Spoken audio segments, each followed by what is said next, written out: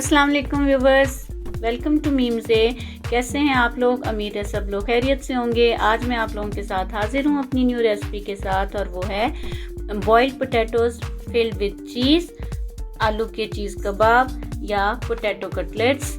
आप कोई भी इसको नेम दे लें, बहुत मज़े के बनते हैं। देखिए कितने मज़े के चीज़ियत से कबाब बने हैं। तो मेरे वो फ्रेंड्स जो मेरे चैनल पे न्यू हैं, प्लीज़ चैनल को सब्सक्राइब कर दें और लाइक कर दें। इसके लिए हमने लेना है 1.5 kg बॉइल्ड पोटैटोज़। उनको छील के मैंने मैश कर रही हूँ आपके सामने। अब ये हो चुके हैं मैश। अब इसके अंदर मैं डालूँगी green mint, green coriander, green chillies बारीक कट की हुई, और कोरिएंडर एंड क्यूमन पाउडर, और सॉल्ट लेंगे according to test.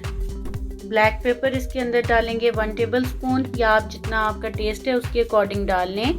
Lemon juice डालेंगे 3 से 4 टेबलस्पून। इसके अंदर कोई हार्ड एंड फास्ट रूल नहीं है कि इतनी ही हमने मटेरियल डालना है या आपने इंग्रेडिएंट्स डालने हैं। आप अपने टेस्ट के अकॉर्डिंग डाल सकते हैं। अब मैंने एक ट्रे लिया है, उसके अंदर मैंने बटर पेपर लगा लिया है, और ये थोड़ा सा मटेरियल मैं अपने हाथ पे लूँगी, इसका स्मॉल पोर्शन, और इसको जी अब हम शेप दे लेंगे बहुत फाइन सी कटलेट की। ये देखिए कितनी मज़े की फाइन सी शेप हमने दे ली है, और इसी तरह अब हम सारे जो है वो रेडी कर लेंगे।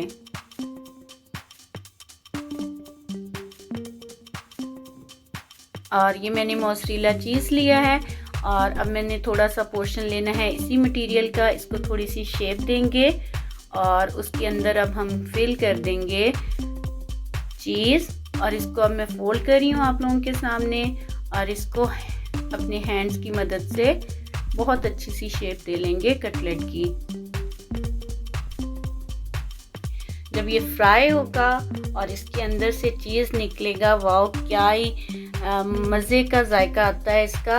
आप बनाएंगे और आप दोबारा ज़रूर बनाना चाहेंगे। एक और आपके सामने मैंने बना के आपको दिखा रही हूँ।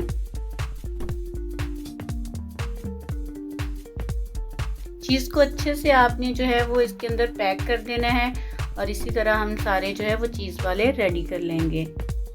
ये विदाउट चीज़ हैं और ये विद चीज़ हैं, और इस तरह हमने ये सारे रेडी कर लिए हैं। अब इसकी फ्राइंग की तरफ आएंगे, और फ्राइंग करने के लिए हमने सबसे पहले क्या करना है जी, एक बॉल लेना है, उसके अंदर डाल रहे हैं 2 एग्स। उनको अब हम बीट कर लेंगे। इसको बहुत अच्छे से आप बीट कर लें।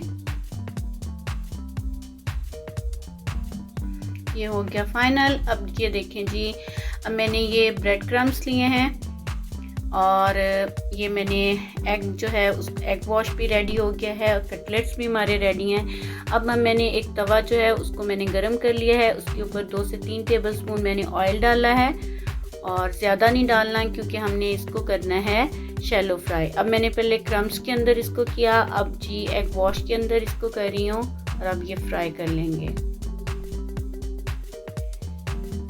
नेक्स्ट वाला जो है वो मैं पहले कोट करूँगी उसको एग वॉश के अंदर, और फिर उसको ब्रेड क्रम्स में करेंगे।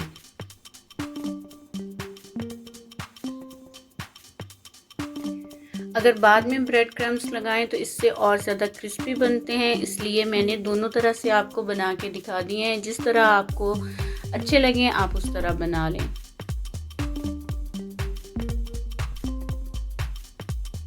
ये डन हो चुका है, इसको भी निकाल लेते हैं।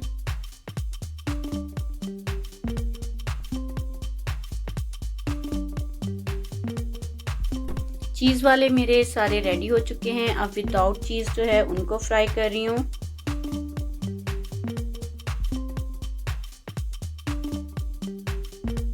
इसी तरह मैंने ये सारे फ्राई कर लेने हैं।